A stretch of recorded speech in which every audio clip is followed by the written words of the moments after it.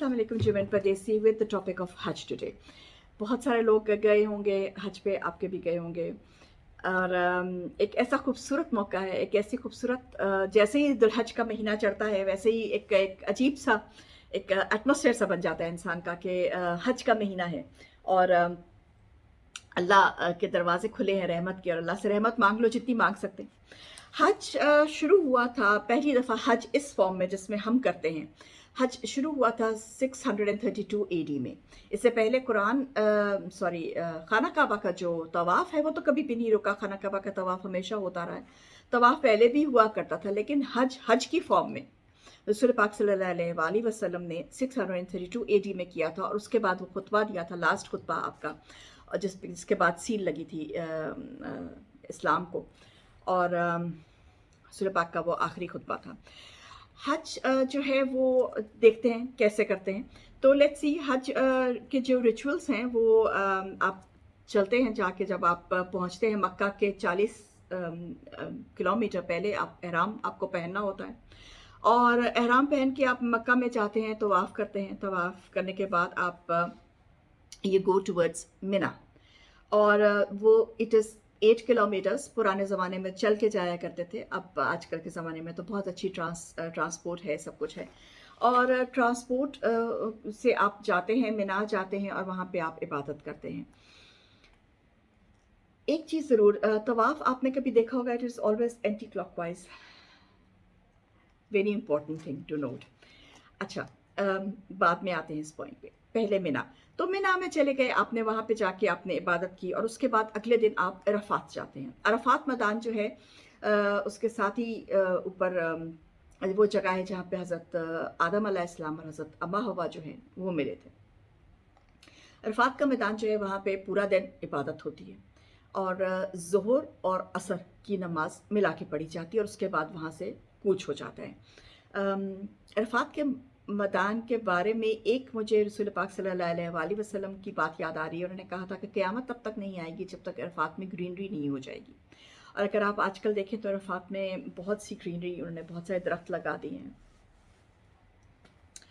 अल्लाह जानता है क़यामत कब आएगी लेकिन ये कि बहरहाल अरफात में मगरिब के बाद रहने की इजाज़त नहीं है, क्योंकि अरफात जो का मैदान है उसमें हमारा बिलीव है, हमें जो हदीस से और सबसे मिलता है वो ये है कि हमारा वहाँ पे हिसाब होगा और मगरिब के बाद वहाँ पे आपको रहने की इजाज़त नहीं है। तो वहाँ से आपको कूच करना है, कूच करके वहाँ से मुज़ल्फ़ा आ जाते हैं और वो रात मुज़ल्फ़ा में गुजारते हैं और अगले दिन और साथ साथ वो आप पेबल्स मतलब कंकरियाँ जमा करते हैं। अरफात से मुज़ल्फ़ा तक आपके 9 किलोमीटर हैं, जो कुछ लोग चल के करते हैं, कुछ लोग शटल ट्रेन ले लेते हैं, कुछ भी कर लेते हैं जैसे भी। और उसके बाद जो है वो हज जब होता है मुज़ल्फ़ा में, उसको फिर आप शैतान को कंकरियाँ मारते हैं। 3 शैतान हैं वहाँ पे, और छोटा, बड़ा और फिर सबसे बड़ा, और वहाँ पे उसको कंकरियाँ आप मारते हैं। कंकरियाँ आपको मारनी होती हैं। अब तो इतना रश होता है कि शैतान तक कंकरियाँ नहीं पहुँचते, हालांकि उन्होंने उनका रेडियस बहुत बड़ा कर दिया हुआ है, लेकिन फिर भी आपको नीयत से मारनी है कि आप शैतान को मार रहे हैं।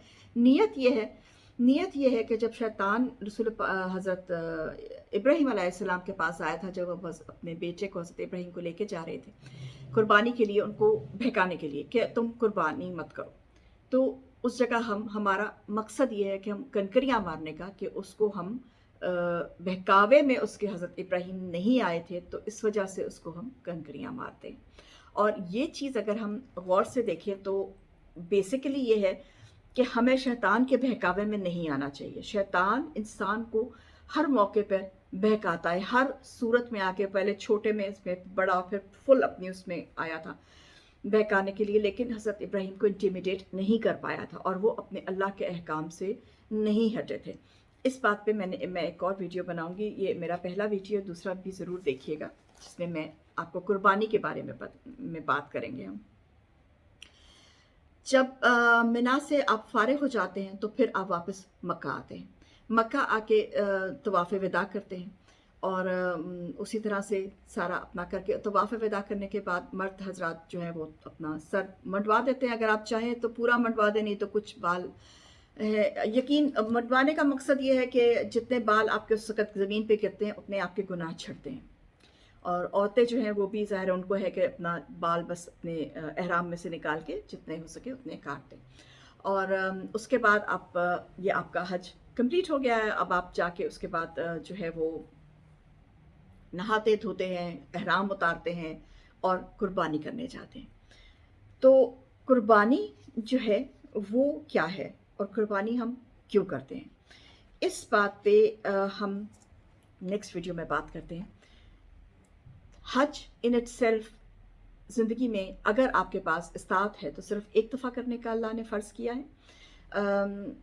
वो भी तब जब आप बाकी के उसके 40 स्टेप्स हैं जो आप कंप्लीट कर लें तो आप हज कर सकते हैं। आपकी जवान बेटी है, शादीशुदा अगर नहीं है, शादी करनी है तो आप पे हज लाजिम नहीं है। आपके पास अगर इतना पैसा नहीं है तो आप पे हज लाजिम नहीं है। आपके इर्द गिर्द पड़ोस में अगर लोग खाना नहीं खा सकते तो आप पे हज लाजिम नहीं है। अगर बहुत सारी बातें हैं इसकी, वो सारी की सारी अगर हम पूरी करते हैं सिर्फ तब हम हज कर सकते हैं।